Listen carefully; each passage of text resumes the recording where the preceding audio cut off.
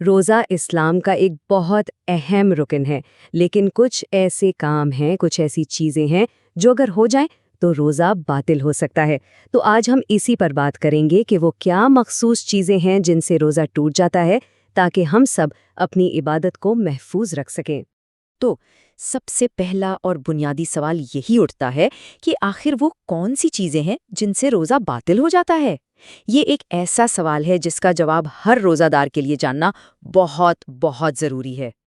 اچھا، تو جو بھی بات ہم یہاں کریں گے اس کی بنیاد آیت اللہ سستانی صاحب کے فقہی احکام پر ہے، تاکہ جو بھی معلومات آپ تک پہنچے وہ مستند ہو اور بالکل واضح ہوں۔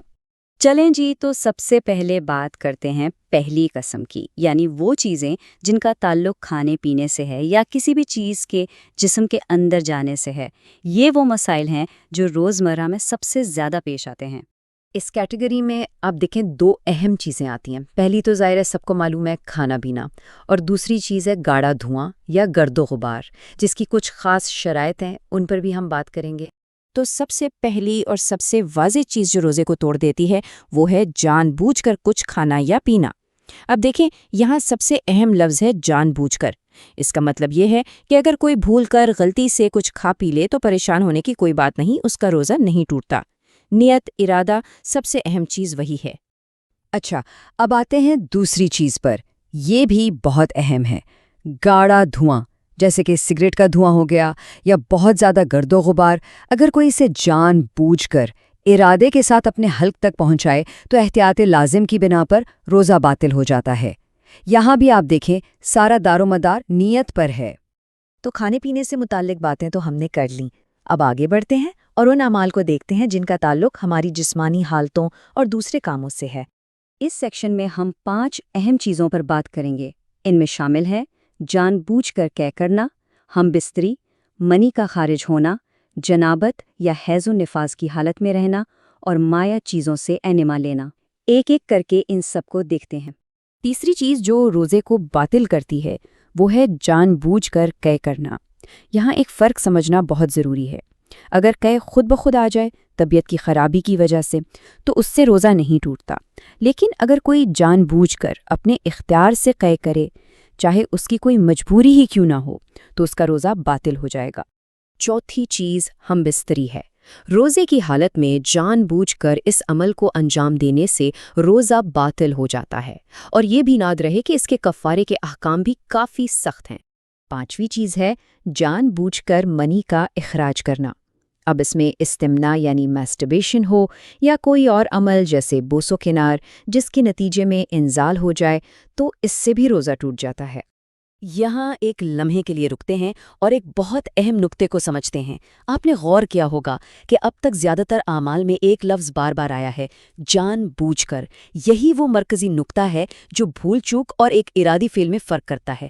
روزے کی اصل روح بھی تو یہی ہے، اپنے نفس پر قابو پانا۔ چھٹی چیز کا تعلق طہارت یعنی پاکیزگی سے ہے۔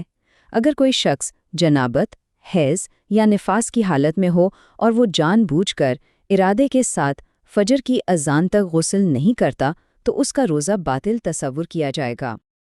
ساتویں چیز ہے مائع چیزوں سے حکنا کروانا، جسے انیما کہتے ہیں۔ اگر پانی یا کسی اور مائع چیز کے ذریعے انیما کیا جائے تو اس سے روزہ باطل ہو جاتا ہے، بھلے ہی اس کی کوئی طبی ضرورت ہی کیوں نہ ہو۔ اچھا، ابھی تک جتنی بھی ہم نے بات کی ان سب کا تعلق کھانے پینے یا جسمانی اعمال سے تھا، لیکن ایک چیز ایسی بھی ہے جس کا تعلق ہماری زبان، ہماری گفتگو سے ہے۔ اور 8ویں اور آخری چیز جو روزے کو باطل کرتی ہے وہ ایک بہت ہی سنگین عمل ہے۔ وہ ہے جان بوجھ کر اللہ تعالیٰ، رسول اللہ صلی اللہ علیہ وآلہ وسلم یا ائمہ طاہرین علیہم السلام کی طرف کوئی جھوٹی بات منسوب کرنا۔ احتیاط واجب کی بنا پر اس کام سے بھی روزہ باطل ہو جاتا ہے۔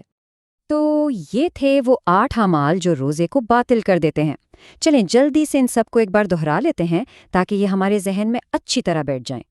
تو ترتیب سے یاد رکھتے ہیں: جان بوجھ کر کھانا پینا، پھر گاڑھا دھواں یا گرد و غبار حلق تک پہنچانا، جان بوجھ کر قے کرنا، ہم بستری کرنا، منی کا خارج کرنا، جنابت یا ناپاکی کی حالت میں صبح کر دینا، مائع چیزوں سے انیما لینا، اور آخر میں اللہ اور اس کے مقربین کی طرف جھوٹ منسوب کرنا۔